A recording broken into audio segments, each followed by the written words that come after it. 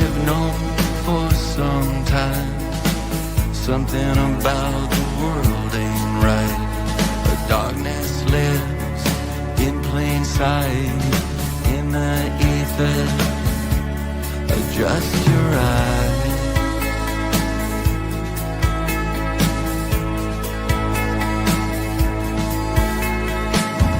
There are those that have no clue. You give them hints, they just stare at you. Most have lived in Plato's cave, watching. Welcome to True Stream. I am here today with Steve Salamone at Slice Garden in Fircrest, Washington.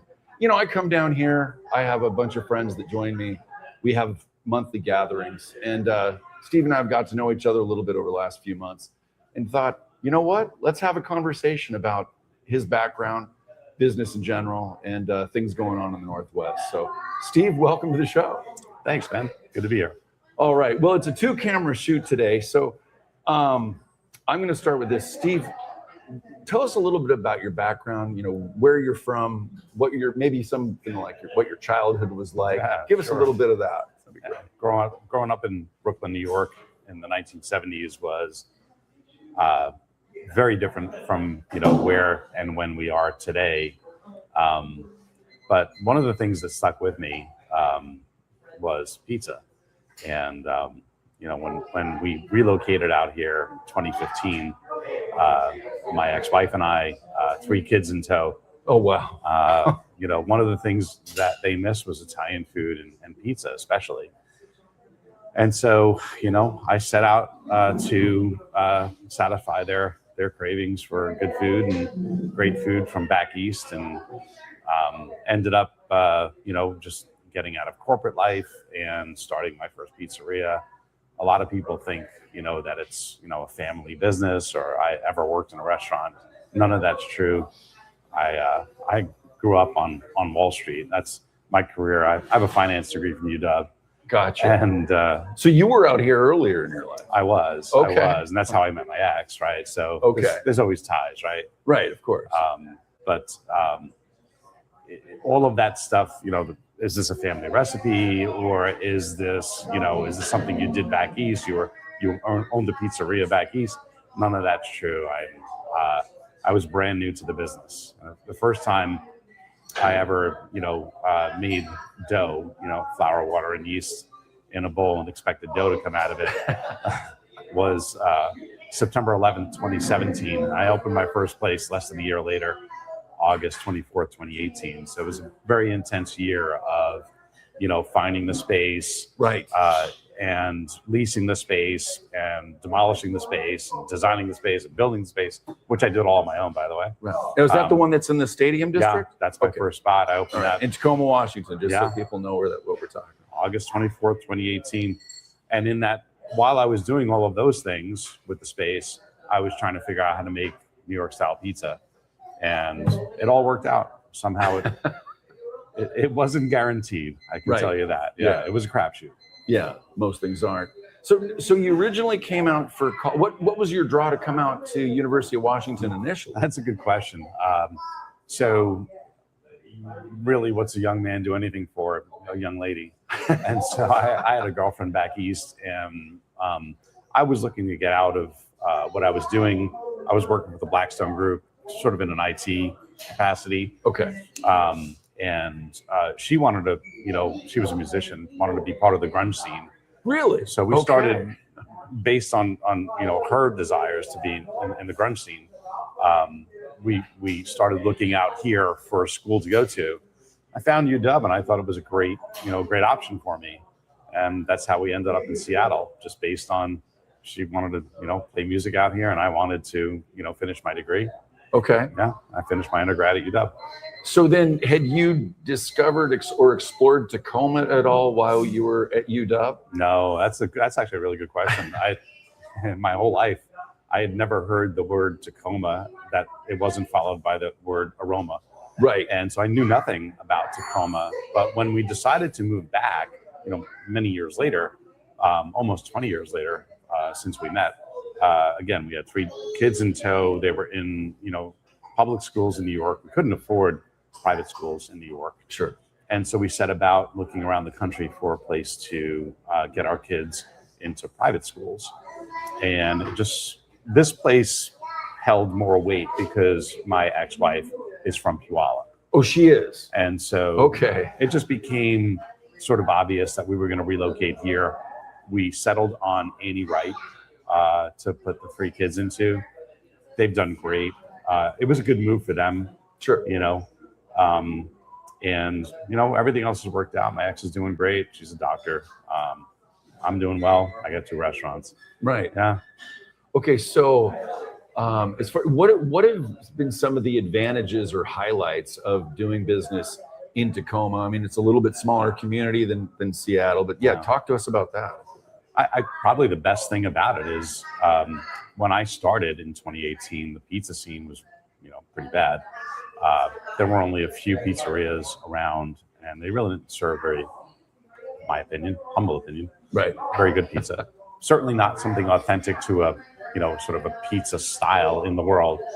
And so when I decided to do this, my ex and I came up with literally one sentence, and then I went and did it. And the sentence was, we're going to do New York style pizza by the slice in the Stadium District. And then we wrote it down, and then I just went out and did it. And you just went out and did it. Yeah. And so what have been, I mean, obviously it hasn't been a complete bed of roses. Have there been some ups and downs to just throwing yourself into something like this now? Yeah. What, 8 years ago, right? Yeah, 8 years. The worst was the Sound Transit. Okay.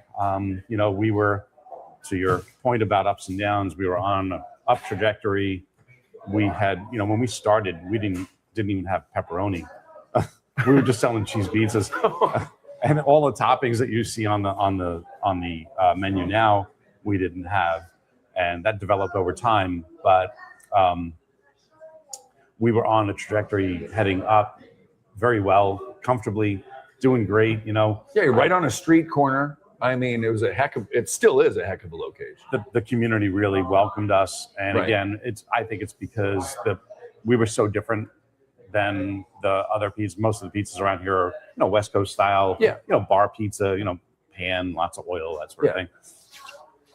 But we decided to invest a lot of money into doing a New York style pizza, and so it's not easy. By the way, you got to have the right mixer, the right oven, the right flour, Water. All those things make a difference. All that stuff make a huge difference.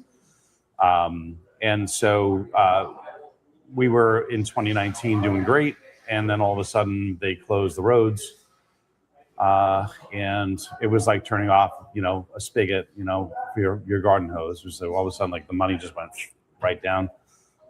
My customers couldn't get to us; they avoided the area. Right. And I was down about 40% revenue wise.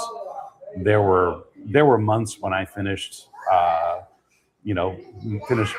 paying the bills, and I had, just a few grand in my working capital account. It's just no way to do business, and it was really, it was tough. It hurt, and I was very vocal about it at the time. Right. I still am. It turns out I was right all along, right? Sure. And I could say that because I'm on record as saying this is a waste of money. And it turns out it certainly is a waste of money. Because what was the project? I mean, I think I know, but what was the project that they were working on? Yeah. So they kind of finagled this ST3 into Tacoma by dragging us along with King County, right? So King County voted for it. They say, I don't believe it. I think all the vote in this state is completely defrauded. I think it's all. There's no way. Right. There's no way that all this stuff is happening again. Well, it's the 20-year program of the Highway 16 to I-5 interchange alone. I mean, Yeah.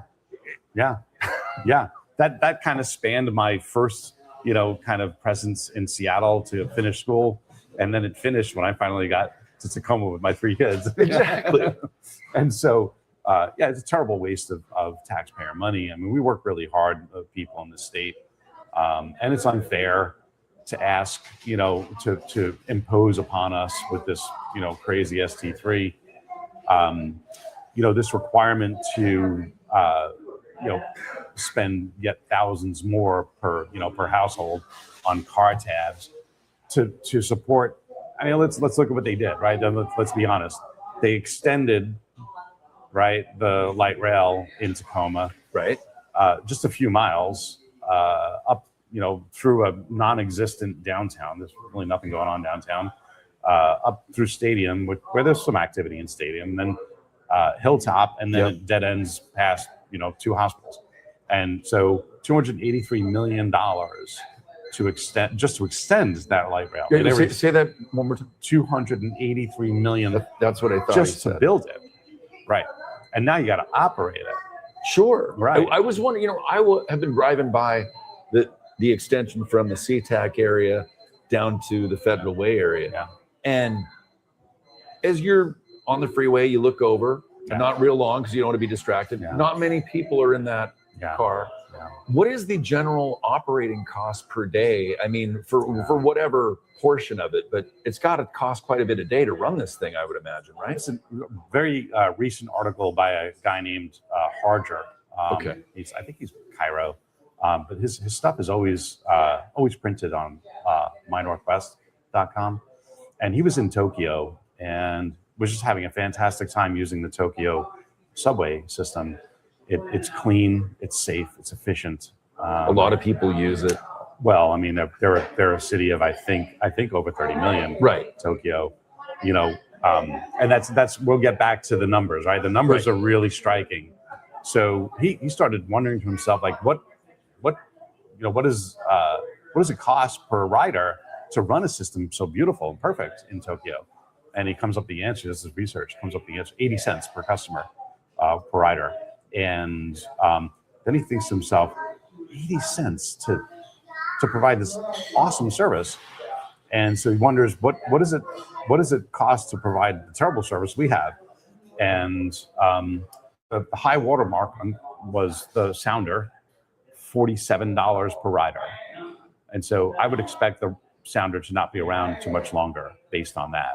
There's no way that you can justify because they're operating at a loss. I mean, the Sounder's not $47 per ticket. The government doesn't realize ideas like profit or loss, right? They just know that if they need money, they could just take more, right, at gunpoint. Yeah, right. It's terrible, right? And it doesn't work for me, right? I can't just tell my customers I need more money. Yeah, I got to pay rent. Yeah. So you got to give me more money. Yeah. There's no guns. There's no guns, right? There's no prison. Right. There's no threats, right? I just have to try to get them to come and enjoy the food here. And you want them to come willingly and excitedly, right? Yeah. So I'm not excited about them wasting, our money on unnecessary projects. So if you get into the numbers, right? So the high water mark was, $47 per rider. I think Sound Transit was something around $14 per rider, which is still ridiculous. And by the way, I don't even believe those numbers. I believe those numbers are fabricated. Yeah, I think they're leaving stuff out. So when you in business, right? If I wanted to build, right? Let's say I work for Jeff Bezos, right? I'm at Amazon. I want to build a new warehouse, right? Okay. And I have to make a business case for it. I have to tell him we need this new warehouse because we have this many customers in this area. We sell this many dollars worth of goods from this area. And it's a whole business case, right? Yeah, you got to make a feasible breakdown. Right. It's got to come out in the black, right? If it comes out in the red, it's gonna be like, go back to the drawing board. And so in the government, that doesn't matter. It doesn't matter if it pencils out. They passed this crazy law based on mail-in ballots, which I don't trust. No. And they dragged us along, even though we said no. We said, Pierce County said we don't want this. Right. And then we said no again. We voted for $30 car tabs, and we passed that. And we still don't have $30 car. And then the government turned around and sued the electorate, the people, and overturned it in the state Supreme Court. Overturned our wills, which is ridiculous. I mean, and the reason why they could do that is because guess who's having lunch right now with the Supreme Court justices? Not you and me. No. They are. Right. Yeah. And so I don't know any of the Supreme Court justices. No. But they do. They have lunch with them all the time. They know each other. They're all down in Olympia. And, the whole thing is just bad. So when people accuse me of being political about right. this. Well, outspoken. Go ahead. Tell me I'm outspoken. I'll shake your hand, right? But I'm not political at all. I'm pragmatic. Well, we went and spent $283 million to just extend this small transit line Right. in a city of 220,000 people. That city of 220,000 people is spread out over a landmass of 50 to 60 square miles. Right. Meaning that rail system goes by and touches, within a reasonable walking distance, less than 10%. Right. Of the people. Yeah, it's in not the like city. it's in Manhattan or major or downtown Seattle. Well, that's why it's so expensive. Yeah, there's no the denominator is so small. You're talking about, I don't know, 20,000 people that could use this system. You're not people in East Tacoma can't use it, right? The people in South Tacoma can't use it. Right. Right. People way out on the West Slope, they can't use it. Unless they want to bus in and then. Yes, yeah. Have you ever seen the bus schedules around here? Yeah. I quit using even the trains up in Seattle, and the buses up in Seattle were terrible to use. And you would think, I think Seattle's again. I'm trying to be pragmatic about this. Sure. When is it worthwhile for a society to invest in mass transit? The word mass in mass transit suggests lots of people. We just don't have it. No. We don't have it. And I think if I were to guess, right, just throw a number out, maybe 1 million, right? Maybe 1 million people in the city, barely densely populated, however, right, would be where you might start to think about mass transit. The number of people we're moving with this mass transit system that we've built is minuscule. We could have easily moved that number of people with small buses, Right. and ride shares even. Mm-hmm. We got stranded once a few years back in Kennewick, Washington. We're driving out to Idaho, little vacation. Sure. And the rental car we had, it was actually a loaner car from a dealership. Just, can I say shit's the bed? Yeah. Shit's the bed. Absolutely. All right. Absolutely. And we pull off the highway into a Walmart parking lot waiting for a tow. Okay. And In Kennewick. in Kennewick, Okay. very small town. And what I realized sitting there waiting for the tow, had to be over an hour we were sitting there, was there's a ton of rideshare in a small town like that.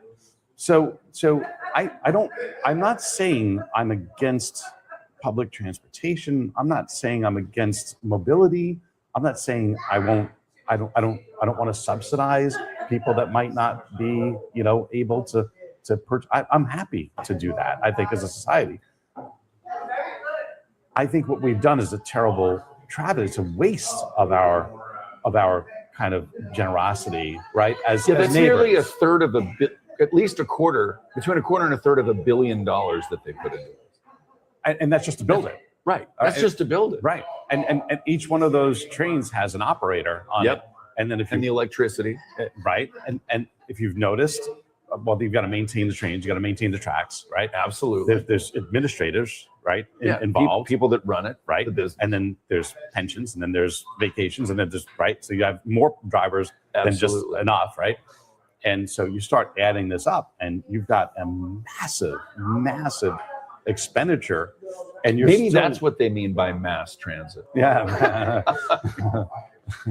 The Oli Life Therapy 90 was designed to support relaxation and overall well-being through frequency-based technology, combining PEMF and terahertz support in one device. Then the THZ Therapy 90 Plus takes it further, integrating PEMF, terahertz, footpad design, frost age beauty support, and Revitalux massage attachments into one advanced wellness system. For the user, this means more than a device. It means one system designed to support comfort, recovery, relaxation, and self-care in one place. The P90 Plus is powerful because it doesn't stop at one function. Frost Age uses RF and EMS-based beauty support to promote a refreshed look. Revitalux combines magnetic, EMS, and light technology for a more elevated self-care experience. So what's in it for them? Convenience, versatility, and a more complete wellness routine without needing multiple devices. Well, they didn't say that. But we're still moving a very small number of people. I would be much, well, you know, the technology, right? They're now installing, you know, 1910 era technology, right? Mass transit. We did that in New York in the early 1900s because we needed it. We had so many people. We don't need it here at all. In fact, technology could totally supplant, right? Could totally replace all of this, right? I need a ride to Walmart because I can't afford groceries locally. There you go. It's right there. It's in your hand. Right. You can order. Pretty soon you're going to order a ride. It's not even going to have a driver. That's coming. Yeah, right? The Waymo type car. Right. Yeah. And so we could subsidize, you know, even that idea of you know, maybe people that don't have a lot. You know, Granny is living on Social Security and doesn't have a lot of money, needs to get to Walmart. By the way, what they did doesn't solve that problem. That train goes nowhere near Walmart. No. Right. Well, Grady's still taking that train. And it's not malleable. I mean, you can't change that train into anything else. Right. It's got to run on the tracks. Yeah. And that's the other nice thing about using small buses. And like, I would say we could probably we don't need articulating buses, you know, the real long ones that have their articulating in the center. Right. We don't need that in Tacoma. No. We could probably get away with like standard size buses. Even a couple of short buses. And short buses, really small buses. Yeah, seriously. Mostly for the mayor and the city council. Thank you. Oh, touche. You might want to edit that out, right?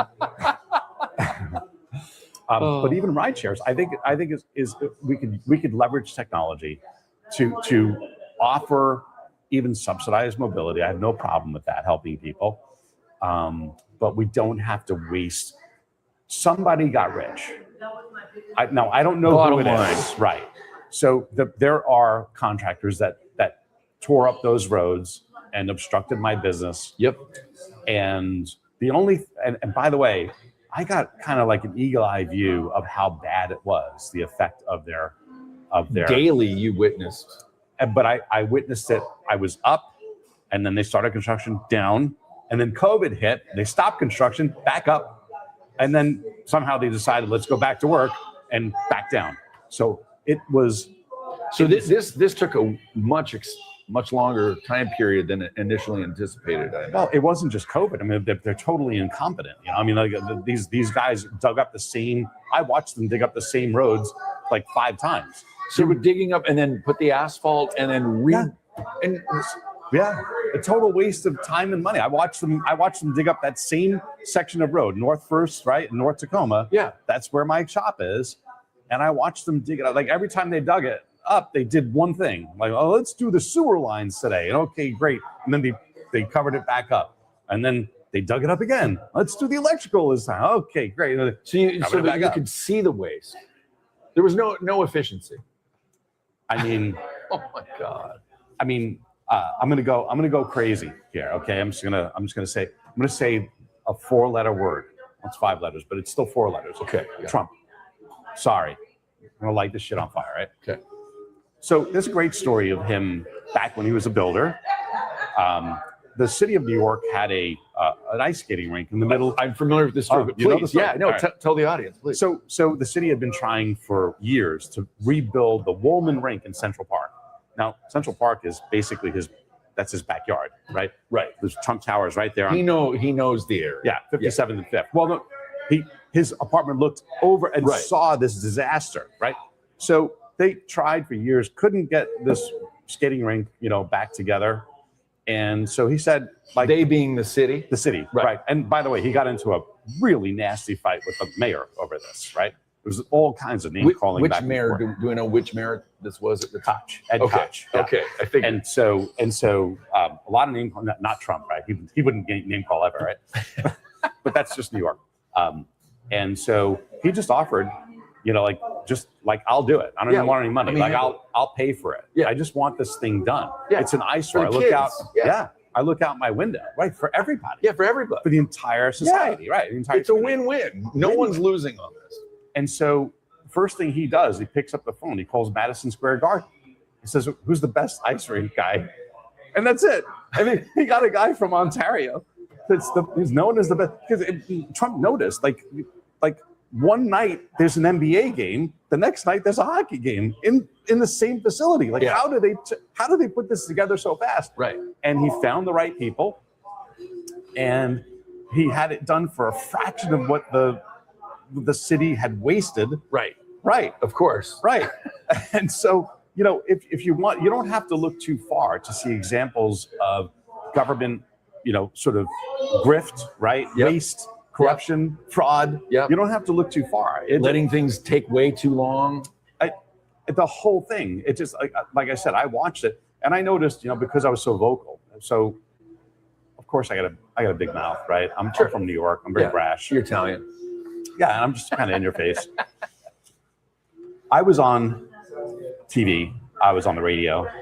I was in print. This is my first podcast, by the way. Really, kind of. A little overdue. That's why we're making it happen. First one anybody heard about. But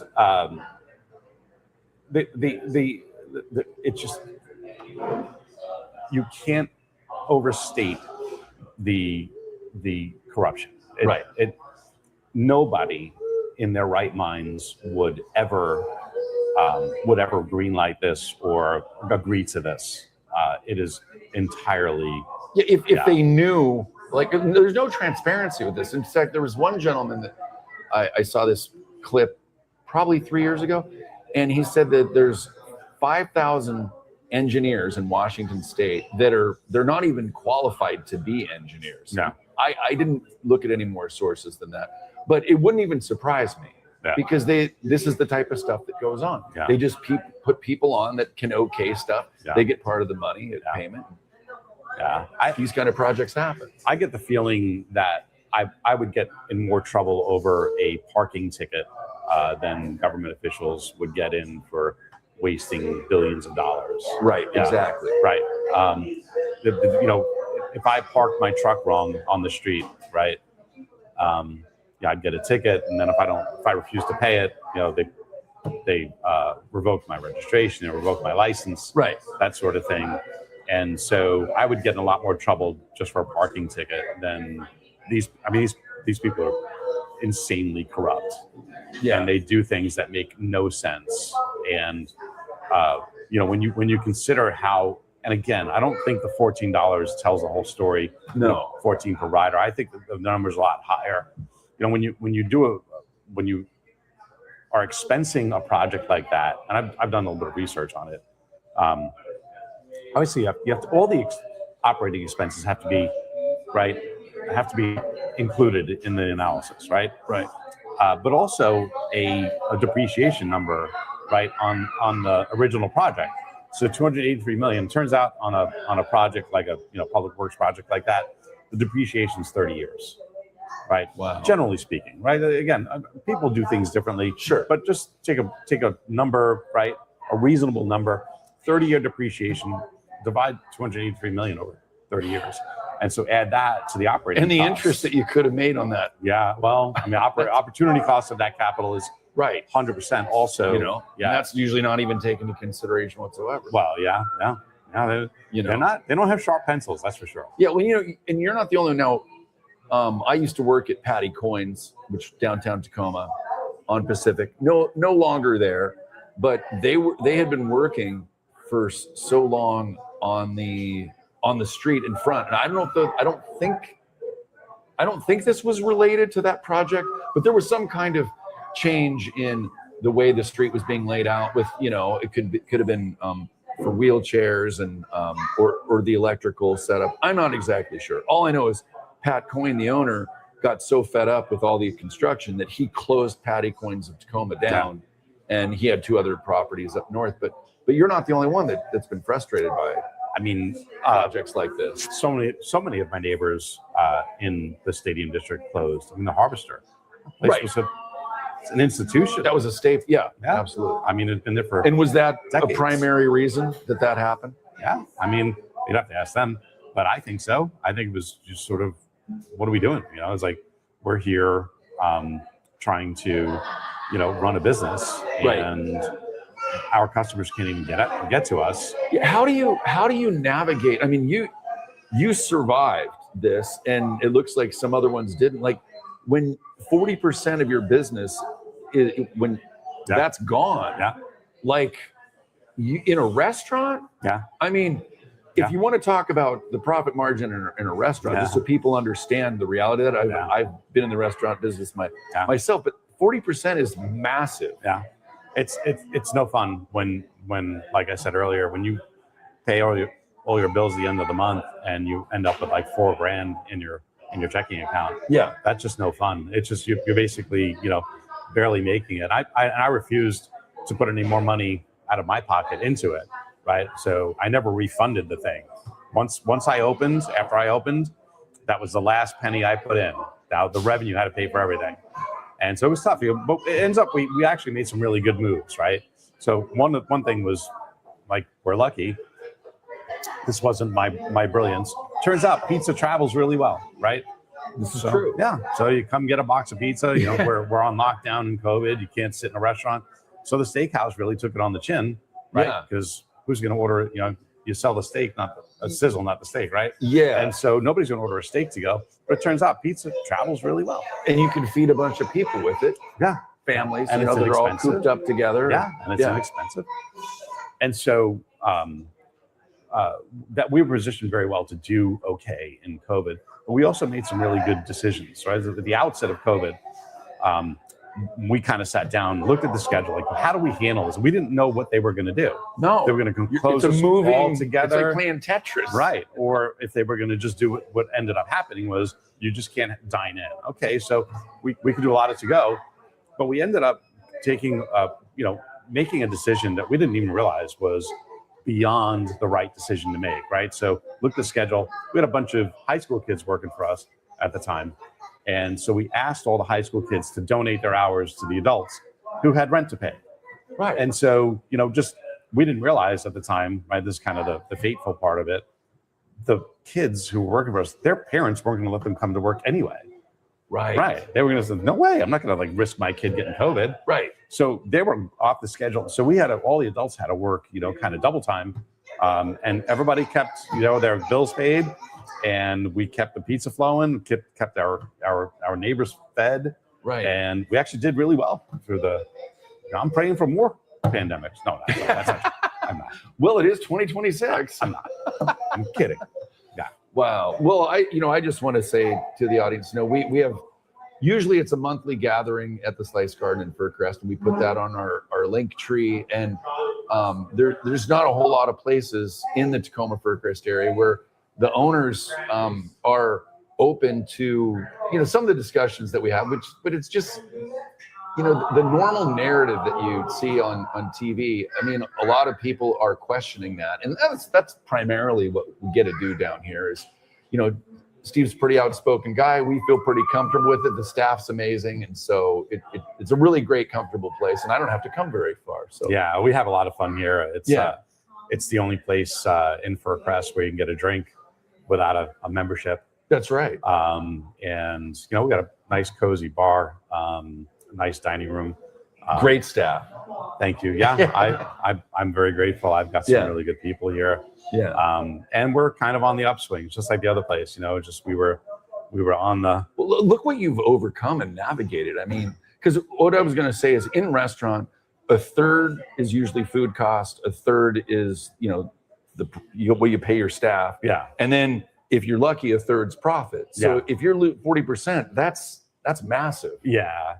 It's in any industry, but especially. So the biggest three expenses in the business, your labor costs, your food costs, and then your occupancy costs. Right. And so typically you'll run by the rule of 25s in this business. 25% food, 25% labor, 25% everything else, and then 25% me. I don't make 25%. I don't care. I do just fine. I'm not a greedy sort of person anyway. But the implication is the first 3 25s should equal no more than 75. So I'm actually happy to beat up everybody else in that equation and give more to my employees. Nice. Right. And so if I'm at 30% labor, but I could beat up my landlord a little bit and beat up my vendors a little bit, right, and spend a little bit less there, then I'm able to still stay within that. And it's, for me, it's like less than 20. It doesn't matter. I pay my bills. I got 3 beautiful kids. Yeah. Two are in college, one's at any rate. And, it doesn't matter to me that I'm not looking to buy, I'm not a show off. I don't need a Ferrari. Yeah. I have a Ford truck that I use every week as a truck, right? I work very hard. I go shopping with that thing for the business. Right. Yeah, I do all my own stuff. And he does have, he recently acquired how many TVs? Yeah, that was a great story. We had fun with that one. The last tenant here left us 5 42-inch TVs that I got a lot of complaints from customers about the small TVs. Right. And I guess people are spoiled these days. He's upgraded. For some reason, it just made sense. When these guys were complaining, it just made sense to me that I would go ahead and at least look into it. I just jumped on Costco.com and started adding TVs to the cart, and 5 TVs, and they were big. I think 2 are. Yeah, I'll do an overview shot of the whole place too. 55, 65s, and a 75, right? So 5 TVs all together, and like the checkout was like $1,100. I was shocked. I couldn't believe. Yeah, because you can watch anything here. I mean, anytime there's like 3 different things at least on the TV. Always, yeah. We've always got. We have Comcast, and we try to keep all the sports that anybody wants. We're typically able to get whatever people want. Right. Almost never can we not do anything to get something that exactly comes in to see. Was there anything you want to say that we haven't covered? Yeah. Yeah. I mean, the food's great. We work really hard at becoming, at serving carefully curated, very authentic, pizzas. My mom is even coming down here and buying certain things because she's so the excited. Ingredients, right? Your mom's recognized she can't get the quality that I have here at the store, and it's true, you can't. We curate very, very good products. We're doing salads. We've got wings now. We got meatballs. We got sandwiches. Yeah, and people are just loving all of it. We're working on some new styles of pizza. We're going to bring back our lasagna. Oh, you are? Yep. Okay. And it's we're dipping our toe back into that idea of maybe bringing a few pastas back. Okay. To the party. This business was essentially moved from Salamone's Pizza and Pasta on Mildred. When I moved, I decided to change the name because we're basically selling, hopefully, to employees. We're selling the businesses, and I didn't think it was right to sell the name, right? Correct. It is your So we're hoping to sell Slice Garden to an employee. Right now, if we could bring back some pastas, I think it'd be some cool options, but real simple and real limited. We're not able to do, I don't have really a full kitchen here, right? So that place had a really big, that was a kitchen, large the old ale house. Had an immense kitchen and had everything you needed, right? So fryers, saute stations, all that stuff. Right. I don't have that here. I have a pizza kitchen here. Right. So if I'm going to do pastas, I'm going to be very limited with and what creative. I can do. Very creative. So I had to run some new electric to the prep tables, and I had to buy induction burners. And now I'm toying with the idea of par cooking some pastas and then serving pastas just for dinner here, and just a handful, like marinara, meatballs, maybe an Alfredo, that sort of thing. Yeah. Maybe pesto. Yeah. Very good. Yeah. All right, folks. Well, I think we've covered. I think we've covered everything. No, we'll leave some for the next time. Yeah, that's right. Yeah. All right, folks. Yeah. So Steve Salamone at Slice Garden in Fircrest, and I'll put the address and all the other information on there. Maybe even a picture of the menu so folks can see it. But obviously, they can go online and check out the menu specifically at 100%. Yeah. Just browse onto our website, click on menu. It'll take you to our service provider, our e-commerce provider, which is called slice.com. Okay. Or slicelife.com. Yeah. Okay, perfect. Yeah. All right. That's it for now. Thanks, everybody. All right. Thanks, brother. Thanks, Joe. Yeah, That was fun. absolutely. Yeah, that's all we need. Your financial advisor isn't going to tell you this. Your bank won't mention it. And your 401k custodian, they're hoping you never find out. You can convert your retirement account into physical gold and silver, real metal in your hands, or stored exactly where you decide. It's called a gold IRA rollover, and it's 100% legal, 100% IRS approved. And your financial, quote, experts, they don't get a commission when you take control like this. Wall Street wants your money in their system, in their accounts, where they control it. But physical gold, that's yours. Can't be hacked, can't be deleted, can't vanish when the market crashes. Verity Metals, we're the experts they don't want you to call. Convert your IRA or 401k into gold and silver that you can actually hold. Call 480-717-9081 or visit veritymetals.com, because your retirement should be in your hands, not theirs.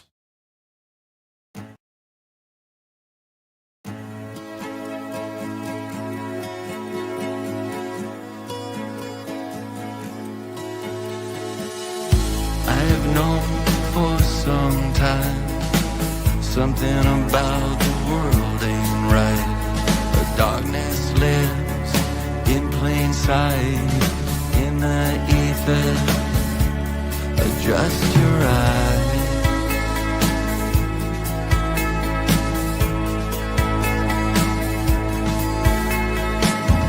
There are those that have no clue. You give them hints, they just stare at you. Most had lived in Plato's cave, watching